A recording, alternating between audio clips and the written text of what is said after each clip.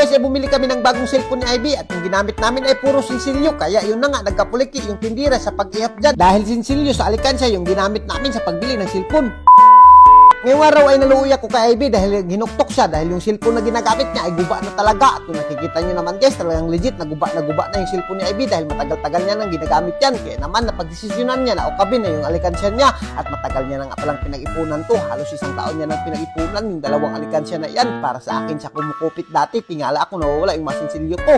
At ayan na nga guys, pinastas na nga ni Ivy yan dahil pabili niya daw ng cellphone. At bilib rin talaga ako dito kay Ivy guys dahil nag-iipon siya ng sarili niya para hindi na siya manghingi dito sa amin at dahil nalilisudan na rin kami sa mga kwarta ngayon. Kaya naman as you can see naman guys, lahat ng nakikita nyo ay inipon lang niya ni Ivy at pinagtiisan niya ng buong taon para lang makabili ng cellphone niya. Bilib talaga ako dito kay Ivy guys dahil hindi na siya nanghihingi sa akin dahil may sarili na siyang desisyon sa buhay niya. At yung nakikita nyo naman guys, meron ding mga tibuok na tig 1,000 dyan. Iwan ko ba kung saan galing yung tibuok na tig 1,000 niya. Nagugulat na rin kasi ako dati nung nawawala sa pitaka ko yung mga tibuok na 1,000 dito pala napupunta. Pero at least naman iniipon niya, hindi niya ginagastos sa iba. At sa puntong ito guys, hindi na kami nagpadugay-dugay, bumiyahe na nga pala kami papunta ng Butuan City. At siya nga pala guys, meron akong chika sa inyo na wala nga pala kami dito sa Butuan at nagpalibot-libot na lang kami dito dahil baka madakpan kami kapag hindi kami magpalibot-libot. At sa puntong ito dahil nagusla kami sa kakalibot dito sa Butuan, kaya naman nagsima-simaan muna kami dito sa Xiaoqing dahil wala namang Xiaoqing sa Tandag. Dito na lang muna kami sa Butuan, pahimus. At siya nga pala guys, dito nga pala kami sa SM Butuan, bubili ng cellphone Ivy dahil pangarap niya daw makabili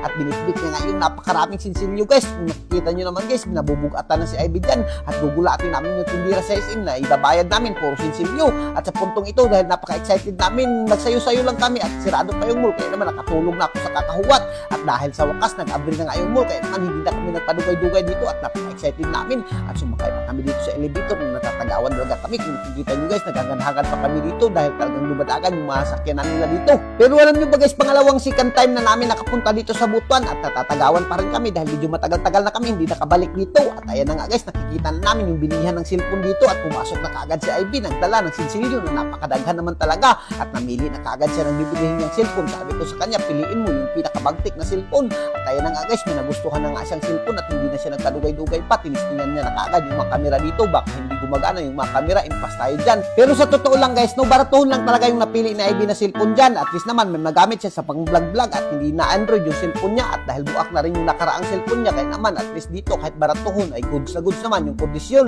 At sa puntong ito guys, sinabuan na kaagad na Ivy yung napakadaghan na sinsilyo dyan. At as you can see naman guys, talagang hindi ka magmamahay dito dahil nilahi na kaagad ni Ivy at sinuod niya na sa ice water na sudlanan, silupin. Pero guys, habang nagbibideo talaga ako'y nalungkot talaga dito sa tindira at medyo naluoy ako dahil nag-ihap siya ng buntag pasayo ay binagyan na siya ni Ivy ng problema. At gaya na nga guys, kung nakikita nyo naman guys, nagkapulikinis talaga siya sa pag-ihap. At sa totoo lang guys, inihap na talaga namin yan bago namin yan binayad. Pero dahil talaga sigurista yung tindira at kailangan niya rin maniguro, baka may kulang yan at masipyat kami, makatapal siya. Kaya naman, tinantusan niya talaga yan pag-ihap. At kung nakikita nyo guys, yung tinag 20 ay talagang nadudugayan talaga kami dito sa pagbayad.